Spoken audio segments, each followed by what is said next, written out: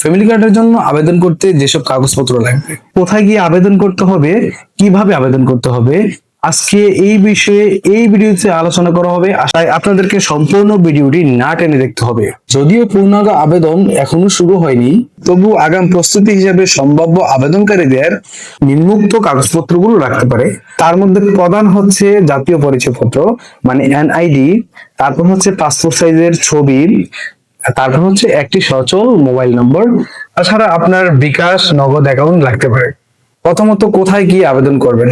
আপনাকে সকল কাগজপত্র নিয়ে ইউনিয়ন পরিষদ, পৌরসভা ও ওয়ার্ড কাউন্সিলর কার্যালয় থেকে সরাসরি আবেদন ফর্ম সংগ্রহ করে আবেদন করা যাবে।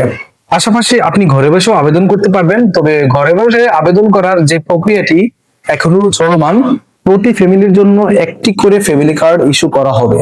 এই কার্ডের মাধ্যমে মাসিক নগদ সহায়তা কিংবা নিত্য প্রয়োজনীয় পণ্য সরবরাহ করা হবে। সরকারের আশা, এই উদ্যোগ বাস্তবায়িত হলে অর্থনৈতিকভাবে ঝুঁকিপূর্ণ পরিবারগুলো সরাসরি উপকৃত হবে এবং সামাজিক সুরক্ষা ব্যবস্থায় নতুন মাত্রা যুক্ত হবে বলে আশা করছেন। সরকারের এই উদ্যোগটি আপনাদের কেমন লেগেছে আপনারা অবশ্যই কমেন্টে জানাবেন। আর পরবর্তীতে ফ্যামিলি কার্ডের ইস্যু সম্পর্কে আপডেট ভিডিও অবশ্যই নিয়ে আসবো। ততক্ষণ পর্যন্ত আপনারা ভালো থাকবেন। আল্লাহ হাফেজ।